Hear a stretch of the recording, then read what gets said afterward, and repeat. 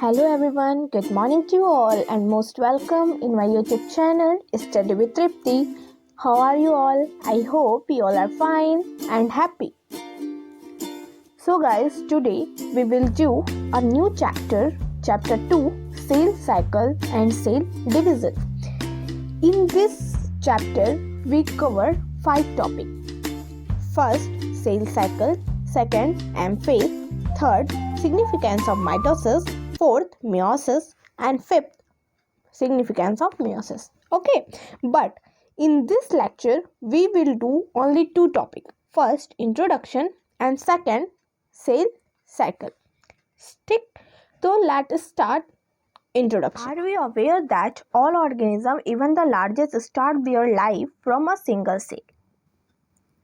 जितने भी बड़े बड़े ऑर्गेनिज्म हैं वो अपना लाइफ स्टार्ट करते हैं एक सिंगल सेल से.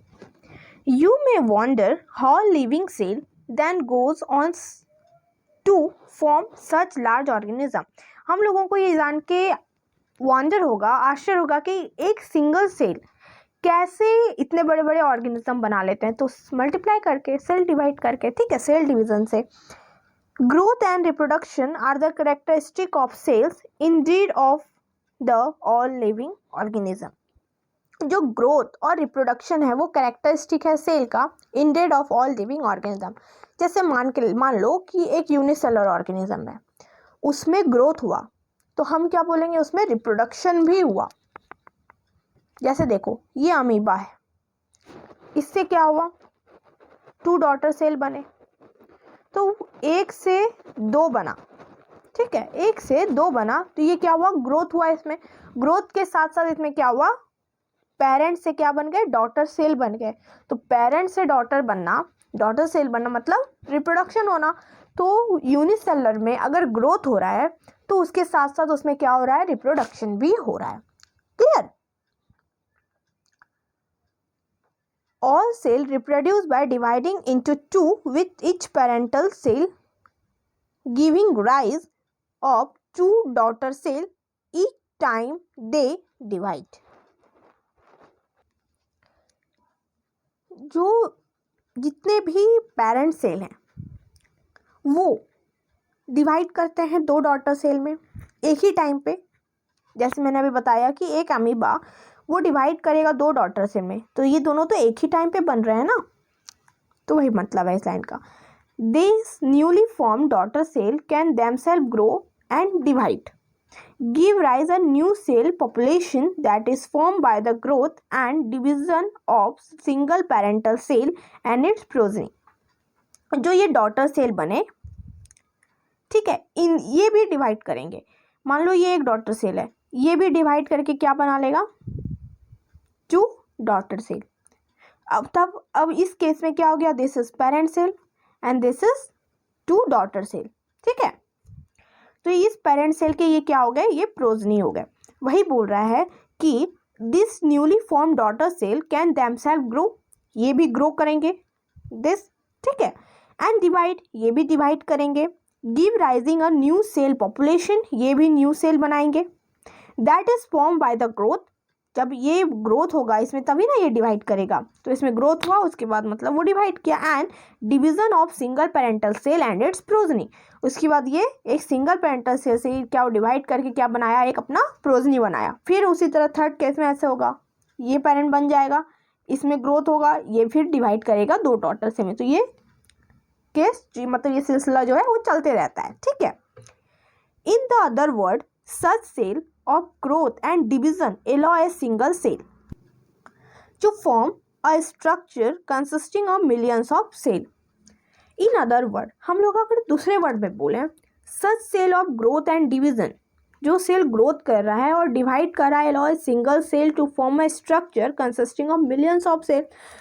तो इस तरह हम देखें तो जब एक सिंगल सेल डिवाइड करते जाता है, कुछ स्ट्रक्चर बनाता है, तो उसके पास कौन सा, मतलब उसके पास एक सिंगल सेल तो होगा नहीं, मिलियंस ऑफ सेल्स प्रेजेंट होंगे. एक सिंगल सेल से मान लो एक सिंगल सेल डिवाइड किया, ठीक है, डिवाइड करके मान लो ये डिवाइड किया तो ये 2 सेल बनाया. फिर ये डिवाइड करेगा तो ये 2 सेल बनाएगा, फिर ये 2 सेल बनाएगा. अब कितने हो गए, 4. फिर ये दो, ये दो, इस तरह करते करते एक लार्ज ऑर्गेनिज्म बनेगा। तो उसके पास कितने सेल होंगे? मिलियंस ऑफ सेल कंसिस्ट करेगा वो, ठीक है। एक फॉर्मूला है इस चैप्टर में सेल ग्रोथ निकालने का, क्या है? VN/VC, ठीक है। VN का मतलब हो गया volume of nucleus and VC का मतलब हो गया वॉल्यूम ऑफ साइटोप्लाज्म। ये एनसीईआरटी में नहीं दिया हुआ है, पर याद कर लेना क्योंकि ऑप्शनल क्वेश्चन में पूछ सकता है नीट में, ठीक है, कि सेल ग्रोथ का फॉर्मूला क्या होता है। तो बस माइंड में रखना कि सेल ग्रोथ का फॉर्मूला होता है volume of nucleus divided by volume of cytoplasm. Clear? Cell division जो होता है वो 3 तरह का होता है। कौन कौन? पहला ए माइटोसिस, दूसरा माइटोसिस एंड तीसरा मियोसिस, ठीक है। अब अमाइटोसिस क्या होता है? अमाइटोसिस जो होता है जिसमें सेल डायरेक्टली डिवाइड कर जाता है, सेल डिवीजन डायरेक्टली, इसमें डायरेक्टली सेल डिवीजन हो जाता है। बट ये दोनों में क्या होता है? सेल डिवीजन इनडायरेक्टली होता है। ये दोनों तो हमको इस चैप्टर में दिया हुआ ही है, इसको पढ़ना है, ठीक है। बस एक मतलब माइंड में रहे कि सेल डिवीजन कितने प्रकार के होते हैं, तो मैंने वो बता दिया कि जो सेल डिवीजन है वो 3 प्रकार के होते हैं, एमाइटोसिस, माइटोसिस एंड मियोसिस, ठीक है। क्वेश्चन पूछ सकता है कि जो अमाइटोसिस है वो कैसे होता है, डायरेक्ट सेल डिवीजन से कि इनडायरेक्ट सेल डिवीजन से? तो याद रखना डायरेक्ट सेल डिवीजन से होता है, ठीक है। Cell cycle division is very important process in all living organism. जो सेल डिवीजन है वो इंपॉर्टेंट प्रोसेस है, किसका? सारे लिविंग ऑर्गेनिज्म का, ठीक है। क्यों ऐसा? मान लो अगर हम डिवाइड ही नहीं होगा सेल तो हम लोग ऑर्गेनिज्म बनते ही नहीं, या एनिमल्स को ही ले लो, प्लांट्स को ही ले लो, वो लोग इतने बड़े बड़े ऑर्गेनिज्म बनते ही नहीं अगर सेल का डिवीजन नहीं होता तो, ठीक। During the division of cell DNA replication and cell growth also take place. जब सेल का डिवीजन होता है तो उसी टाइम पे डीएनए का भी रेप्लिकेशन होता है और सेल का भी ग्रोथ होता है। All these process, that is cell division, cell replication and cell growth have to take place in a coordinate way. जो जितने भी प्रोसेस हैं, सेल ग्रोथ हो गया, सेल डिवीजन हो गया, डीएनए रेप्लिकेशन हो गया, ये सब एक कोऑर्डिनेट वे में होते हैं, ठीक है। To ensure correct division and formation of progeny cell containing intact genome. इससे क्या होता है? एक करेक्ट डिवीजन होता है, डिवीजन अच्छे से होता है, और फॉर्मेशन ऑफ प्रोजनी सेल, उसके बाद क्या बनता है? उससे और प्रोजनी सेल बनते हैं जिससे उनके पास क्या होता है? एक इंटरैक्ट जीनोम, उनके पास जो जीनोम है वो सही अमाउंट में जाता है, ठीक है। मतलब उन लोगों का डिवीजन अच्छे से होता है। अगर cell division, cell replication and cell growth, ये तीनों प्रोसेस अगर एक साथ होते हैं तो इससे प्रोजनी फॉर्मेशन अच्छा होता है और इंटरैक्ट जीनोम अच्छा बनता है, ठीक है। The sequence of event by which a cell duplicate its genome, इस सीक्वेंस से क्या होता है? Cell duplicates its genome, cell duplicate करता है अपने जीनोम को, synthesis the other constituent of the cell and evenly divided into 2 daughter cell is term as cell cycle, ठीक है। जब सेल अच्छे से ग्रो कर जाता है तो उससे क्या होता है? वो डिवाइड करके 2 डॉटर सेल बना लेता है, तो इस प्रोसेस को ही क्या बोलते हैं? Cell cycle. Clear? Now all through cell growth in terms of cytoplasmic increase is a continuous process, ठीक है। सेल ग्रोथ अगर मान लो in term of cytoplasmic increase, पहले अगर साइटोप्लाज्म का बढ़ना, साइटोप्लाज्म अगर बढ़ता है तो उसको भी क्या बोलते हैं? Is a continuous process. Cell growth क्या है? कंटिन्यूअस प्रोसेस है। सेल ग्रोथ कैसा प्रोसेस है? तो सेल ग्रोथ कंटिन्यूअस प्रोसेस है, ठीक है। किसके टर्म है? इन term of cytoplasm. DNA synthesis occur only during one specific stage in the cell cycle। देखो जो DNA का रेप्लिकेशन है वो हर एक सेल स्टेज में नहीं होता, उसका एक स्पेसिफिक स्टेज है जिसमें कि DNA का रेप्लिकेशन होगा, ठीक है। The replicated chromosome DNA are then distributed to daughter nuclei by complex series of events during cell division। Replicated chromosome, जो रेप्लिकेटेड क्रोमोसोम है, are then distributed to daughter nuclei. जब क्रोमोसोम रेप्लिकेट हो जाएगा तो वो क्या करेगा? वो डिस्ट्रीब्यूट कर देगा डॉटर न्यूक्लियाई के पास। इससे दो सेल बना, तो ये तो डॉटर सेल ही है, तो इसका जो क्रोमोसोम है तो ये क्या करेगा, एक क्रोमोसोम इसको देगा, एक क्रोमोसोम इसको देगा, ठीक है, इसके न्यूक्लियस को। By a complex series of events during cell division के टाइम पे ये सारे प्रोसेस होते हैं। This event are themselves under genetic control, ये जितने भी इवेंट होते हैं ये किसके अंडर होते हैं, जेनेटिक कंट्रोल्स के अंदर, ठीक है, जेनेटिक कंट्रोल के अंदर ये सारे इवेंट किए जाते हैं। फेज ऑफ सेल साइकिल, ठीक, phase of cell cycle. A typical eukaryotic cell is illustrated by human cell in culture. एक टिपिकल यूकैरियोटिक सेल जो है illustrated by human cell in culture, उसको क्या माना गया, जैसे ह्यूमन सेल ले लो। This cell can divide once in approximately every 24 hour. जो सेल डिवाइड होता है किसका, ह्यूमंस का, यूकैरियोटिक सेल का, उसका मतलब वो कितने देर में डिवाइड करता है, तो एवरी 24 आवर, ठीक है। However, the duration of cell cycle can vary from organism to organism. जो ड्यूरेशन है, समय है सेल को डिवाइड करने का, सेल साइकिल का, वो अलग अलग है ऑर्गेनिज्म टू ऑर्गेनिज्म। हमारे में अलग होगा, बैक्टीरिया में अलग होगा, ठीक है, ईस्ट में अलग होगा, तो वही कह रहा है। And also from cell type to cell type, cell type कैसा है, क्या है, नहीं है, कैसा, कितना बड़ा है, तो उसके आधार पर भी जो डिवीज़न है सेल का वो अलग अलग होता है। ईस्ट फॉर एग्जाम्पल, जैसे एक और एग्जाम्पल लो, ईस्ट का can progress throughout cell cycle about 90 minute. ये जो ईस्ट है ये डिवाइड कर लेता है सेल को कितना में, 90 मिनट्स में ये क्या करता है, सेल को डिवाइड कर लेता है। बट हमारे केस में क्या होता है, ह्यूमन में एवरी 24 आवर में एक सेल जो है वो डिवाइड करता है, ठीक। The cell cycle is divide into 2 basic phase. जो सेल साइकिल है वो 2 बेसिक फेज में डिवाइड करता है, पहला interphase and second M phase, जिसको बोल सकते हैं मियोटिक फेज, ठीक है, mitosis phase. This diagram is of cell cycle. देखो ये सेल साइकिल का डायग्राम है, इसमें कितने फेज हैं, G1 as G2 and this prophase, metaphase, anaphase, telophase and cytokinesis. ये सारे फेज को हम लोग 1 by 1 पढ़ेंगे, बट एक बार एक ओवरव्यू लो कि ये सब क्या होते हैं। G1 सेल पहले यहाँ पे आता है, ठीक है, यहाँ पे डिवाइड करता है। मैंने आप लोगों को ऊपर भी बताया कि जो DNA है उसका एक स्पेसिफिक फेज होता है रेप्लिकेशन होने का, तो वो कौन है, एस फेज, ठीक है। यहीं पे क्या होता है, ओनली DNA का रेप्लिकेशन होता है, क्लियर। तो क्वेश्चन डायरेक्ट पूछेगा कि DNA replication in which phase, तो एस फेज। मैं पढ़ाऊंगी नीचे अगले लेक्चर में, तो मैं आप लोगों को बताऊंगी वहाँ पे। And this is G0 phase, ठीक है, ये G0 फेज है। This is M phase and ये पूरा ये कौन सा फेज है, दिस इज इंटरफेज, ठीक। M फेज जो होता है वो छोटा होता है, बट जो इंटरफेज है वो बड़ा होता है, ठीक है।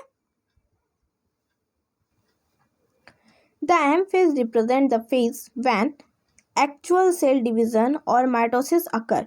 M फेज वो फेज है जिसमें एक्चुअल सेल डिवीजन होता है और माइटोसिस अकर, ठीक है, माइटोसिस होता है। And the interphase represent the phase between 2 successive M phase. जो इंटरफेज है वो 2 सक्सेसिव एम फेज के बीच में आता है। कैसे, देखो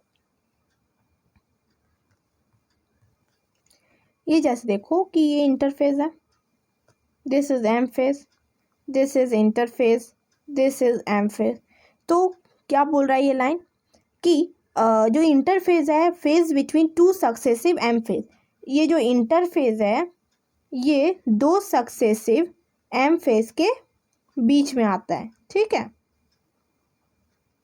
क्लियर।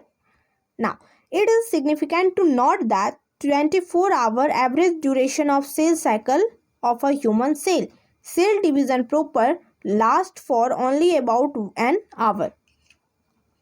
जो ये नोट करना जरूरी है कि 24 आवर एवरेज ड्यूरेशन है किसका, ह्यूमन सेल को सेल साइकिल करने के लिए, ठीक है। सेल साइकिल जो ह्यूमन सेल में होता है उसका एवरेज टाइम कितना है, 24 hour. Cell division proper last for only about an hour. जो सेल डिवीजन प्रॉपरली जो होता है उसमें कितने घंटे लगते हैं, 1 घंटा, ठीक। देखो जैसे इस लाइन का मतलब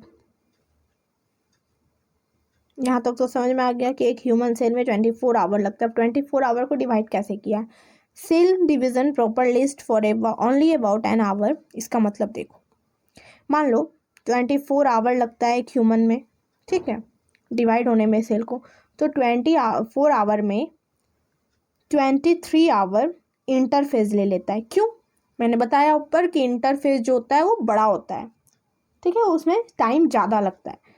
और 1 आवर जो है वो एम फेज लेता है, ठीक, clear. The interphase last more than 95% of the duration of cell cycle. इसलिए मैं इतना बोल रही थी, 23 इसलिए लेता है क्योंकि जो इंटरफेज है उसका ड्यूरेशन 95% होता है सेल साइकिल में, ठीक है। तो ज़्यादा टाइम सेल साइकिल जो होता है वो कहाँ पे होता है, तो इंटरफेज में होता है। The M phase start with the nuclear division. जो एम फेज है वो स्टार्ट होता है किससे, न्यूक्लियर डिवीजन से। वहाँ पे पहले न्यूक्लियस का डिवीजन होता है। Corresponding to the separation of daughter chromosome.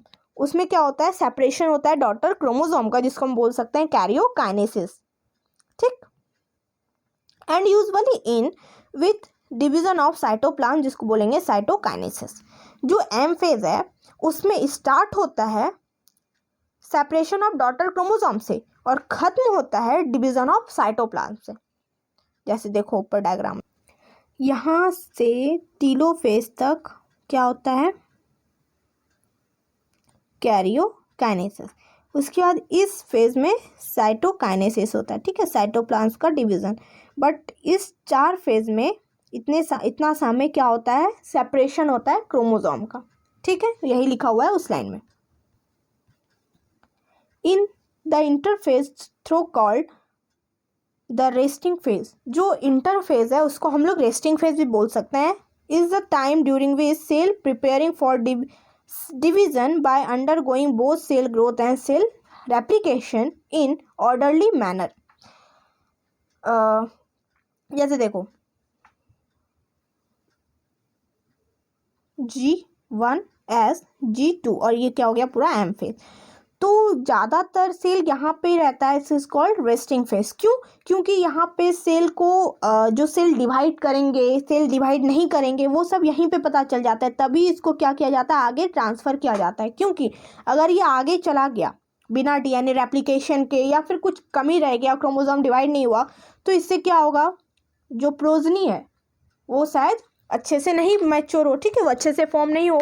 इसलिए इसको इंटरफेज में ज़्यादा टाइम इसलिए लेता है सेल साइकिल होने में, सेल डिवीज़न होने में, क्योंकि यहाँ पे सब कुछ पहले चेक कर लेता है वो कि सब सही है कि नहीं, सेल का डिवीज़न हुआ है कि नहीं, DNA का रेप्लिकेशन हुआ है कि नहीं। तभी G1 से S, फिर G2, फिर M फेज में इसको ट्रांसफ़र किया जाता है, ठीक है।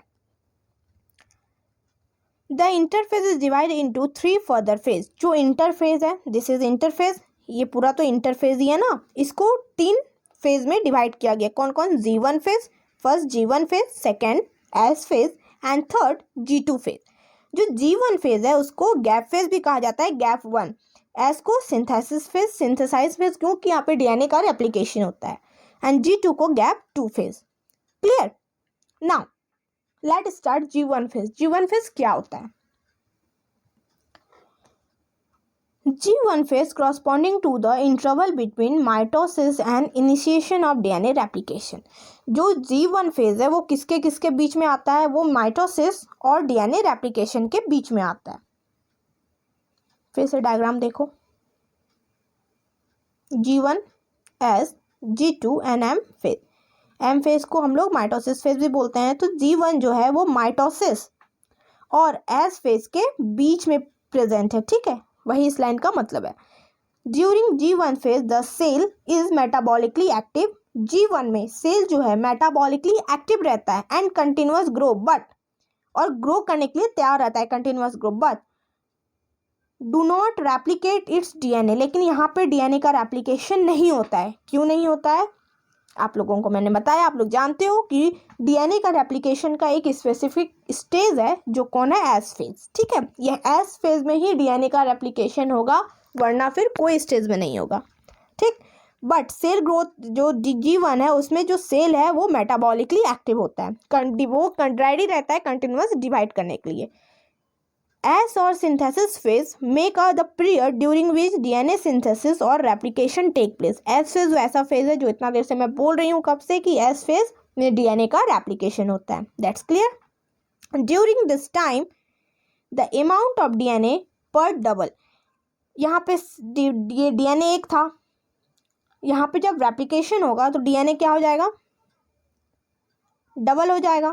ठीक है, if the initial amount of DNA is denoted 2C, अगर इनिशियल अमाउंट ऑफ डीएनए जो है वो 2C है, ठीक, देन इट इंक्रीज 4C। जब ये डिवाइड करेगा, मान लो इस फेज मतलब एक सेल में डीएनए जो है उसका अमाउंट 2 है, 2C है, तो वो जब डिवाइड करेगा इस फेज में तो वो कैसा बन जाएगा? 4C।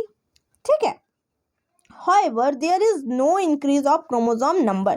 देखो ये भी याद रखो, यहाँ इस फेज में डीएनए का रेप्लिकेशन हो रहा है बट क्रोमोसोम नंबर इंक्रीज नहीं हो रहा, क्रोमोसोम नंबर जितना है उतना ही है। ठीक, 2N है तो 2N ही रहेगा, बट जो डीएनए है वो 2C से 4C हो जाता है। क्लियर?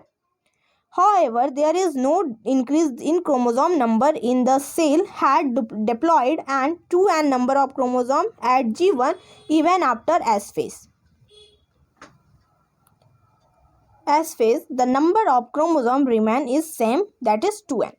ठीक है, जो क्रोमोसोम का नंबर है G1 में था 2N, तो S phase में भी 2N ही रहेगा, बट G1 में डीएनए का नंबर 2C था तो एस फेज में आके वो 4C हो जाता है। ये याद रखना।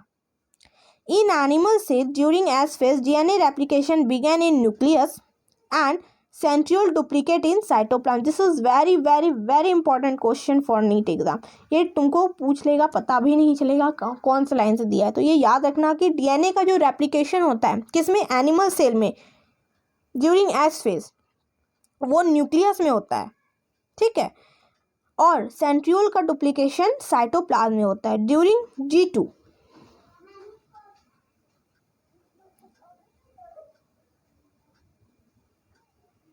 During G2 phase protein are synthesis in preparation for mitosis while cell growth continuous।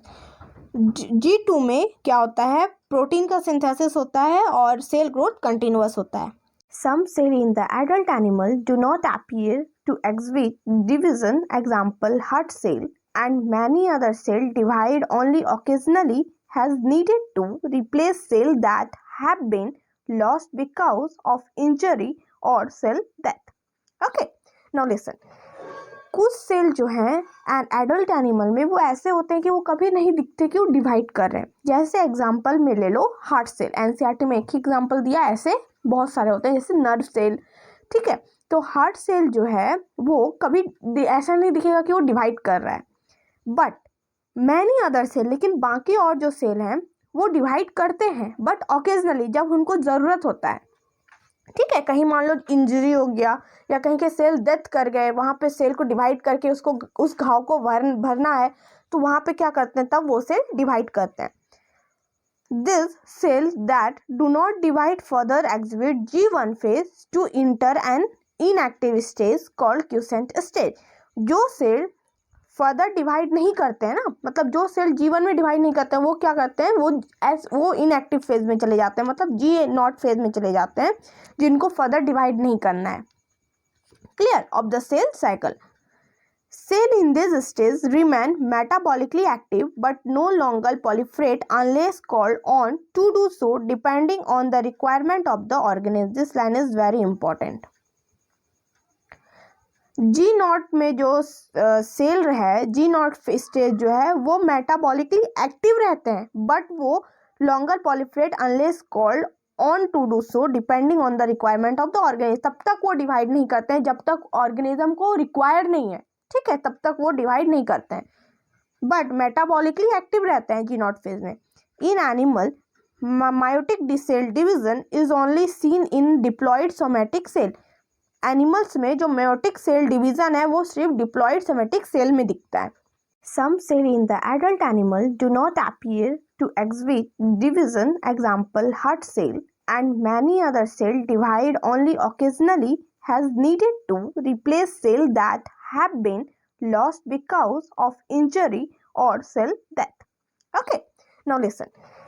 कुछ सेल जो हैं एडल्ट एनिमल में वो ऐसे होते हैं कि वो कभी नहीं दिखते कि वो डिवाइड कर रहे हैं। जैसे एग्जांपल में ले लो हार्ट सेल, एनसीईआरटी में एक ही एग्जांपल दिया, ऐसे बहुत सारे होते हैं जैसे नर्व सेल, ठीक है। तो हार्ट सेल जो है वो कभी ऐसा नहीं दिखेगा कि वो डिवाइड कर रहा है, बट मैनी अदर सेल, लेकिन बाकी और जो सेल हैं वो डिवाइड करते हैं बट ऑकेजनली, जब उनको ज़रूरत होता है, ठीक है। कहीं मान लो इंजरी हो गया या कहीं के सेल डेथ कर गए, वहाँ पे सेल को डिवाइड करके उसको उस घाव को भरना है, तो वहाँ पे क्या करते हैं, तब वो सेल डिवाइड करते हैं। This cell that do not divide further exhibit G1 phase to enter an inactive stage called quiescent stage. जो सेल फर्दर डिवाइड नहीं करते हैं ना, मतलब जो सेल G1 में डिवाइड नहीं करते हैं, वो क्या करते हैं, वो इनएक्टिव फेज में चले जाते हैं, मतलब G नॉट फेज में चले जाते हैं, जिनको फर्दर डिवाइड नहीं करना है। Clear of the cell cycle. Cell in this stage remain metabolically active but no longer proliferate unless called on to do so depending on the requirement of the organism। This line is very important। G naught में जो cell है, जी not stage जो है वो metabolically active रहते हैं but वो longer proliferate unless called on to do so depending on the requirement of the organism। तब तक वो डिवाइड नहीं करते हैं जब तक ऑर्गेनिज्म को रिक्वायर नहीं है, ठीक है, तब तक वो डिवाइड नहीं करते हैं, बट मेटाबॉलिकली एक्टिव रहते हैं जी नॉट फेज में। In animal meiotic cell division is only seen in diploid somatic cell। Animals में जो meiotic cell division है वो सिर्फ diploid somatic cell में दिखता है। However, there are few exception, कुछ ऐसे exception है to this where haploid cell divide by mitosis। कुछ exception है, जैसे ले लो haploid cell, वो डिवाइड करता है किसके द्वारा, माइटोसिस के द्वारा। जैसे for example male honey bee, ठीक है। जैसे कि however there are few exception to this where haploid cell divide by mitosis। कुछ एक्सेप्शन ऐसे हैं जो हैप्लॉइड सेल है वो डिवाइड करता है माइटोसिस के द्वारा। जैसे इसका एग्जांपल हो गया मेल हनी बी। क्वेश्चन पूछ सकता है कि which cell divide, which haploid cell divide by mitosis. तो मेल हनी बी का जो सेल है वो माइटोसिस के द्वारा हैप्लॉइड सेल से द्वारा डिप्लॉइड, मतलब however there are few exception to this where haploid cell divide by mitosis, for example male honeybee।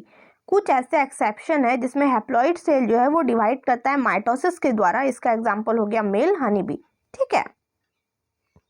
Against this the plant can show meiotic division in both haploid and diploid cell। But plant में क्या होता है, plant जो है वो meiotic division दोनों तरह से दिखाता है, हैप्लॉइड सेल में भी और डिप्लॉइड सेल में भी।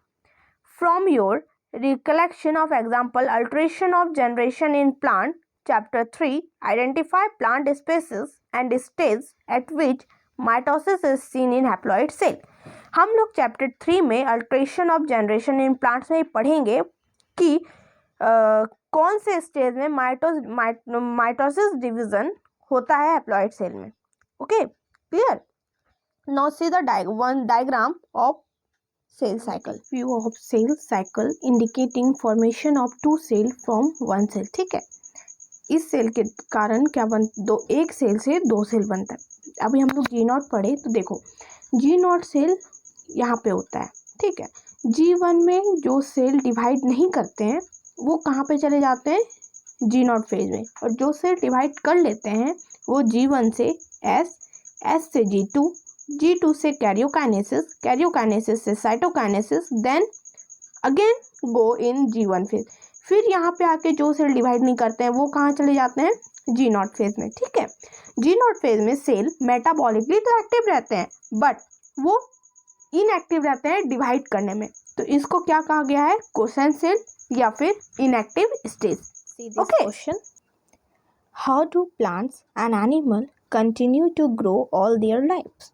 जो प्लांट्स और एनिमल हैं वो कैसे कंटिन्यू करते हैं अपने लाइफ को, मतलब कैसे ग्रो करते हैं कंटिन्यूअस, तो बाय सेल डिवीजन। ओके, इसका answer, do all cell in a plant divide all the time.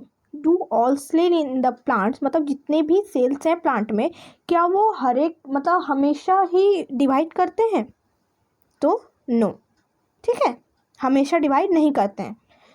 Do you think all cell continue to divide in all plants and animal? क्या तुम सोच सकते हो कि हर एक टाइम कंटिन्यूअस प्लांट्स में और एनिमल में हर एक सेल जो है वो कंटिन्यूअस डिवाइड कर सकते हैं, तो इसका भी आंसर है नो, ठीक है। Can you tell the name? क्या तुम नाम बता सकते हो किसका, देखो, and the location of the tissue having cell that divide all their life in higher plant. क्या तुम उस टिश्यू का नाम और लोकेशन बता सकते हो जो पूरे लाइफ टाइम हायर प्लांट्स में डिवाइड करता है? तो हायर प्लांट्स में जो डिवाइड करता है वो हो गया मेरिस्टेमेटिक टिश्यू, ठीक है, उसका उस टिश्यू का नाम है। Now next question, do animal have similar meristematic tissue? क्या एनिमल के पास भी इस तरह के मेरिस्टेमेटिक टिश्यू होते हैं? तो नो, ये सिर्फ प्लांट्स में ही प्रेजेंट होता है, ठीक है। मेरिस्टेमेटिक टिश्यू जो है वो प्लांट में एक स्पेसिफिक लोकेशन में प्रेजेंट होता है जहाँ पे क्या होता है, वो पूरे लाइफ टाइम प्लांट्स में डिवाइड करता है, ठीक है। You have study the mitosis in onion root tip cell. हम लोगों ने माइटोसिस पढ़ा है ओनियन रूट में। ओनियन रूट का जो टिप सेल होता है, it has 16 chromosome in each cell. हर एक सेल में 16 क्रोमोसोम प्रेजेंट होते हैं। Can you tell how many chromosome will the cell have at G1 phase? तो पूछ रहा है कितने क्रोमोसोम प्रेजेंट होंगे ओनियन रूट के G1 फेज में, तो इसका नॉर्मल आंसर है 16, ठीक है। Next question, after S phase and the after M phase. अब एम फेज के बाद सीधा एम फेज में कितने क्रोमोसोम होंगे? तो we know that M phase में क्रोमोसोम डिवाइड नहीं होता, डीएनए डिवाइड होता है। तो क्रोमोसोम का पूछ रहा है, तो क्रोमोसोम एस फेज में 16 ही प्रेजेंट होंगे। आफ्टर एम फेज में कितना होगा? इसमें भी 16 ही होगा, क्योंकि अभी तक क्रोमोसोम का हम लोगों ने कुछ भी नहीं पढ़ा है कि कितना डिवाइड होगा। तो एम फेज आज हम लोग नहीं पढ़े हैं, G1 और एस फेज पढ़े हैं, तो ये समझ में आ जाएगा। ये जो एम फेज है ये आप लोगों को कल समझ में आएगा, ठीक है। Also what will be do DNA content of the cell at G1 phase? तो डीएनए कितना कंटेंट होगा G1 में? तो G1 में नॉर्मल ही डीएनए, नॉर्मल वाला डीएनए कंटेंट होगा, ना कोई ज़्यादा ना कोई कम, ठीक है। तो इसमें कितने होंगे? 2C, ठीक। आफ्टर एस में कितना होगा? तो एस में वी नो दैट जो डीएनए है वो डबल हो जाता है, तो 4C। And at the G2, तो G2 में जब एस हुआ, एस के बाद क्या आता है? G2। तो एस में जब 4C हुआ तो G2 में भी कितने ये डीएनए जाएंगे? 4C ही जाएंगे। तो G2 में भी कितने होंगे? 4C, ठीक है। If the content after M phase in 2C। तो आज के लिए इतना ही। Thank you so much.